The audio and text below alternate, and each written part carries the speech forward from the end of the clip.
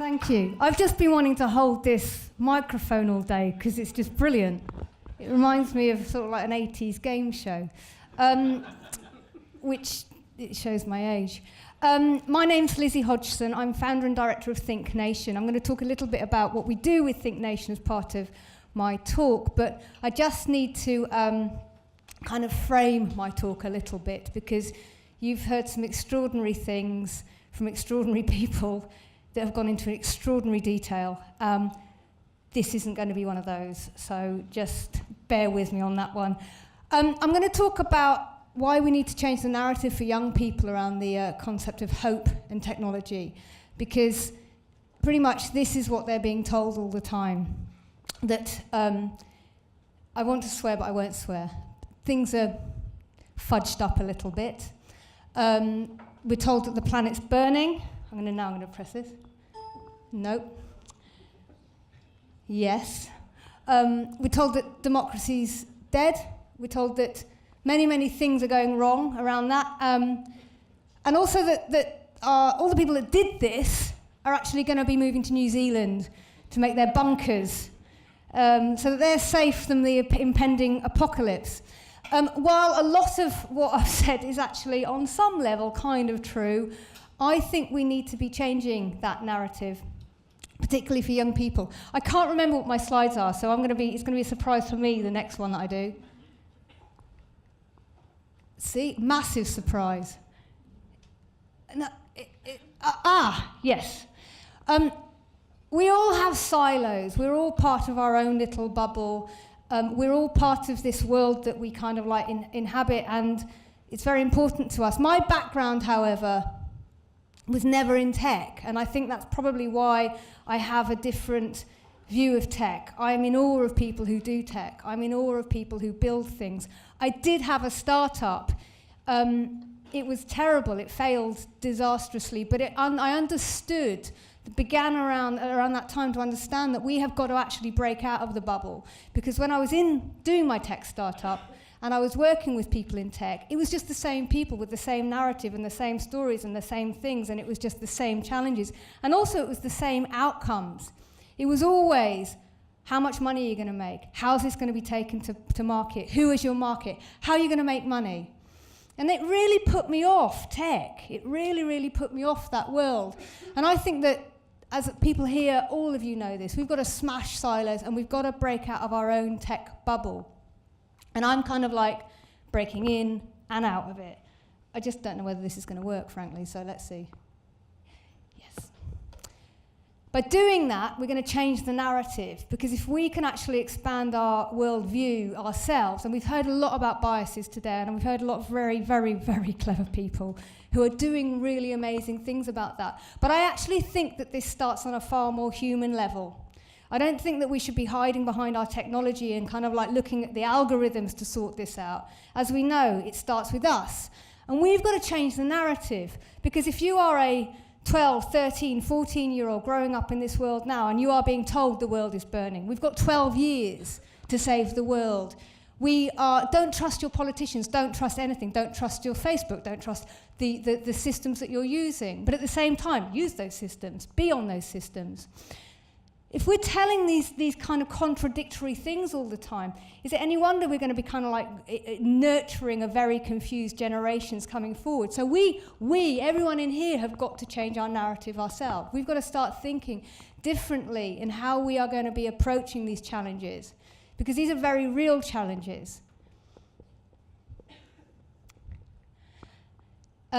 We created the world young people inheriting. It's not other people. It's not other people's fault. It's not somebody, a tech billionaire running off to New Zealand.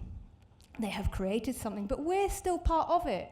We're creating that narrative. We're the ones that have done this, and we have a responsibility to those young people to change that, to bring them through, to help them understand the world that we have created. And very, very clever people in this room are doing that. But we have a responsibility personally as well. So this is what Think Nation does. So we're trying. I've just realized I've actually spelt the company name wrong. That's supposed to be a capital N. So I don't even know my branding. So we at Think Nation are trying to do this. We're trying to change this narrative. And we're not doing it in a particularly, this is not rocket science. We're doing things in a very, very simple way. I'm back again. We humanise the impact of technology on young people, and we do this through very simple things. We do it through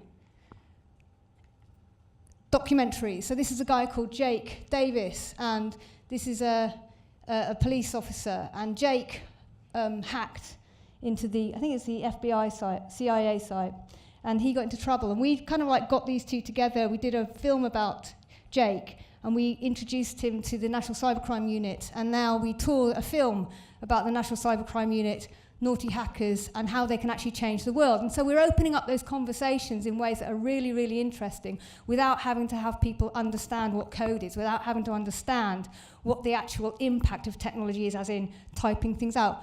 We bring it back to a very basic level. We also do events. We do workshops. I'm not pointing it, am I? We align everything to the Sustainable Development Goals. These are 17 I think very important goals. The reason we do this is because, again, it kind of like brings it right back down to what matters. So when we run these events, and I'm going to draw on 2 events that we ran recently, when we run these events, we actually make sure that they align to something meaningful for young people as well. And they can be on the very, very local level, but every one of these actually resonates outwards. So we kind of like bring it back to real tangible things and make it valuable for the young people to understand why these things matter. And you can agree or not agree with the Sustainable Development Goals, but let's face it, you've got to hook it to something and give that narrative that we can do something. This is a recent one that we did. We partner with Columbia University over in New York. We ran an event earlier this year, a very, very small event, where we wanted to find out the appetite of young people within the Bronx, Harlem, and Queens mainly, what their understanding of technology was in the bigger picture. And we asked them, you know, how would technology be used for environmental reasons? How could technology be used for the better, for warfare? Not, you know, focusing on warfare, and how can we change that? And these kids came along. They just turned up, and we do go through a process. They didn't just turn up, but they came along. And what's interesting about these lot is 2 of them, just 2 of them, kind of like go to coder clubs. The rest don't have any interest in technology whatsoever. And yet they felt compelled to come along and question. And what they came up with were solutions for how technology can be used for better things.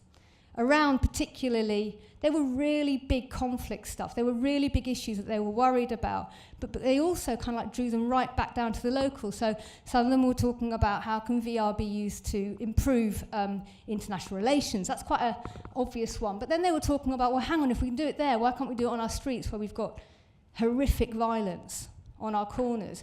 They were aligning technology to the problems that they see on their doorstep. And they not only that, they felt like they could do something about it.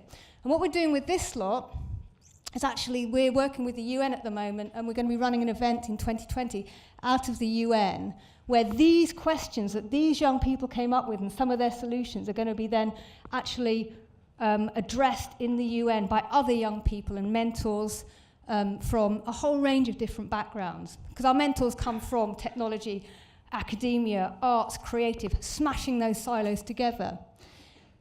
And as a result, we've now got a foothold out there, and we're going to be starting to work with other colleges and universities and also other boroughs. It's very important to get down to the very, very gritty, the community level. Again, smashing silos, not expecting people to come to you, go to them, and working with community groups that have art groups, you know, nothing to do with technology, but this is where you're going to find the breakdown of those kind of like the silos. We also ran something recently with the Brighton Digital Festival. Did people familiar with the Brighton Digital Festival? Anyone go to the Brighton Digital Festival? Anyone enjoy the Brighton Digital Festival? So the Brighton Digital Festival runs for a month throughout October, and we ran a workshop during the day where we got young people to work out how technology can help solve pollution, beach pollution, housing problems, mental health, and homelessness. And we've actually got some of the people here who were part of that. Put your hands up, because I'm just going to embarrass you. Some of the people here that actually did that. And we worked with creatives through the day. Over 6 hours, they came up with some fantastic solutions. These were the questions. How can tech help homelessness in Brighton and Hove? What tech would you eliminate? I know you can read, but I've got time to fill. How can artificial intelligence create a fairer housing solution in Brighton and Hove? And how can tech help mental health support for young people? Again, not everybody who took part in this had a tech background. They were just regular, I'm not being patronising, but regular young people who just, it's not part of, technology isn't part of how they identifies themselves, but it is part of their lives. As a result, we ended up presenting, Peter's not asleep here, this is Peter Kyle, who's our local MP here. On Friday, we presented the ideas to him. As a result, we are now looking for people who are going to come and help take these ideas forward. We're working with an energy company on one of the problems, on the housing challenge. We're working with kind of like getting these solutions that these young people have come up with into kind of like prototyping. So one of them in particular, a Vendy bin, which is where I'm going to look at you because you're the idea. Basically, we can recycle stuff and get little tokens for it, and we get companies to give tokens back, or you get bus trips, or you get things that are civic, kind of like back it. Am I speaking correctly for this? Yes. And we also kind of like looking at the way, so it has a real tangible outcome. And that's just 6 hours of work with young people. Again, it's breaking silos, it's getting yourself out of the comfort zone, but also not being afraid to push things out further. I really want to talk about this as well. One of the things that, if we've kind of got this narrative that everything is doom and gloom and everything is going to be the same and yet different, and we're going to be creating these biases, all of those are incredibly, incredibly important. But if we don't start with kind of like questioning how these biases are coming around, but also, can we change things?